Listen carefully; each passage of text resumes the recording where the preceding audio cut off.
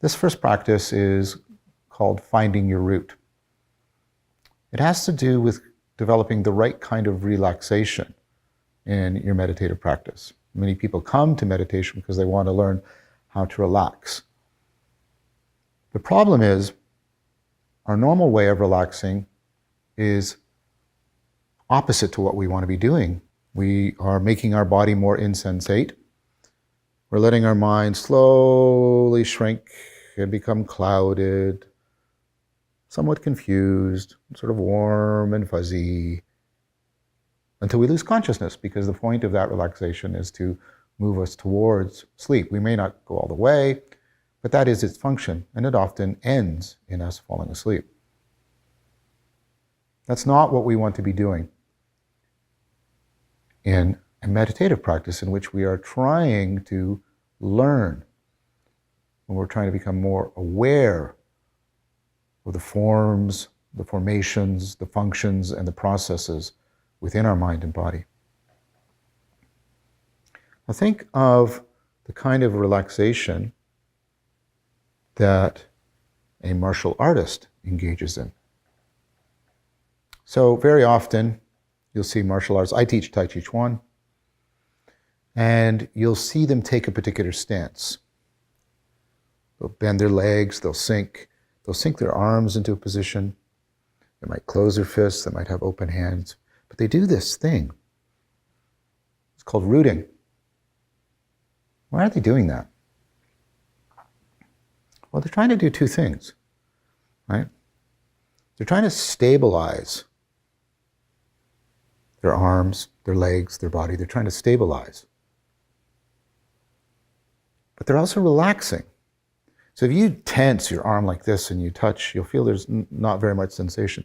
But when you relax, and you find that sort of stable point and you can relax into it, you realize, oh wait, this is a lot. I've really increased my sensitivity. So you see what's happening here? The rooting is a kind of relaxation that simultaneously sensitizes the mind, makes it more alert, more acute, but also stabilizes it so it doesn't start running off and getting scattered. So you're trying to get this sensitization and stabilization that are interpenetrating to each other. Now think about how much that would matter in a martial arts situation. You're coming into a situation, there's going to be all this unexpectedness. If you start flailing around because of the unexpectedness, you're easily uprooted. If you just sort of lock in, your ability to sense what's going on and respond is lost. You want to find this optimal relationship between sensitivity and stability. Now you may be saying, well, I'm not going to get into any fights. I hope that's right, by the way. Because if you fight, even if you win, you lose. You lose a little piece of your soul. So, what's the point of, well, the point is transfer. Think about entering into a situation in which you want to enter into a deep dialogue with another human being, the way Socrates does. If Socrates is all just sort of scattered, right, and he just, then his capacity for entering into the deep conversation is lost. But if he's just rigid and closed in upon himself and holding on to his position no matter what, you can't move me, I am so stable. It's true, I can't. But then what's the point of the conversation? How will the dialogue take? How will it lead both people? So you want to be sensitive yet stable, stable yet sensitive, so that you can optimally flow within any situation, especially situations of dialogical encounter. So being able to root is really important. So often when I'm doing these discussions that I have with people, I'm engaging in these Socratic practices in a way that they might not know, I'm doing Tai Chi Chuan. They don't know it. Sometimes they do.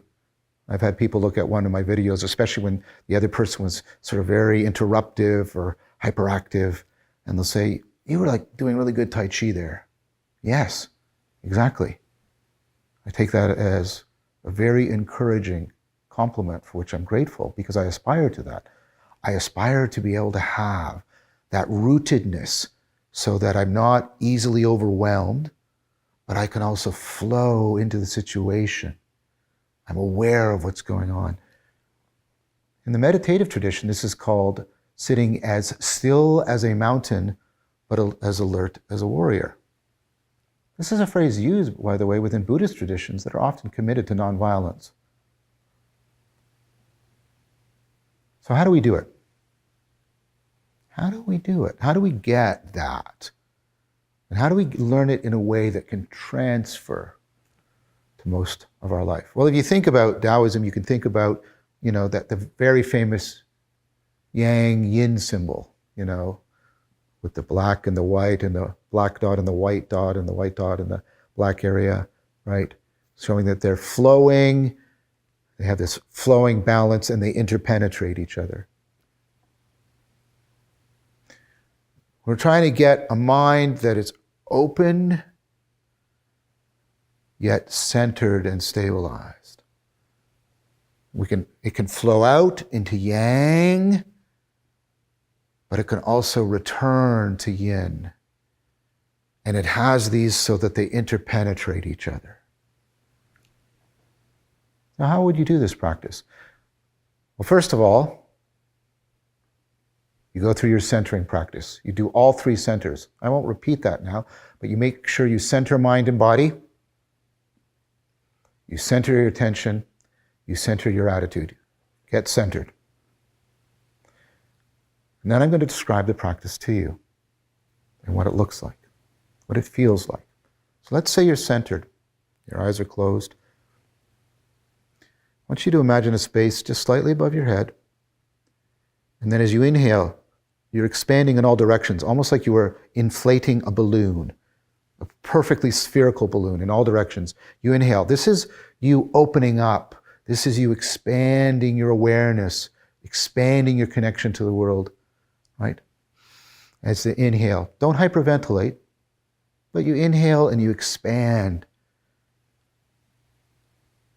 And then as you exhale, you let everything gather back together. This is the in. You come in. You come in. So inhale, exhale. And then you find that spot. Oh, right there. That's about right. Where it is for you is where it is for you. Don't imitate what I'm doing, imitate the way I'm doing something. Inhale, exhale. And the last little bit of the exhale and that little space in between the breaths, it's like I'm opening and melting and draining, and I'm coming to what's called the third eye traditionally. And from there, but even from the center of my head on that axis, I inhale out, I exhale in. Opening, melting, draining to the throat. Inhale, remember all directions, 360. Inhale, opening. Exhale, gathering. Opening, melting, draining to the heart. Inhale, opening. Exhale, gathering. Opening and melting and draining to the solar plexus. Inhale, opening. Exhale, gathering in, falling back towards the center. Yang into yin, yin into yang. Do you see? Opening, melting, draining to this area called the Dantian. This is eventually where you want your breathing to be when you're meditating. Don't force it there. Let it naturally fall there over time. But here you center around there. It's about said, the tradition says 1 finger below your navel, 3 fingers in. I don't know if that's precise, but something like that. Inhale, exhale. And then opening and melting, draining to where that center axis is touching what you're sitting on. Feel that point. Everything is drained there like a pool of liquid. And now you let it sink into the earth. Imaginally, imagination for the sake of enhancing perception. You let it sink like the root of a tree, rooting. It's sinking into the earth, connecting you, stabilizing you downward, but also nourishing you, energizing you, sensitizing you upward, so that you're then sitting as still as a mountain, but as alert as a warrior. So you center, find your 3 centers. Go through that rooting practice. You may want to replay that sequence, and so I can talk you through it while you're doing it. Once you feel that sweet spot, that optimal grip between yin and yang, and you feel rooted into the earth, then begin your meditation, following your breath, labeling your distractions, befriending yourself. That is the rooting practice.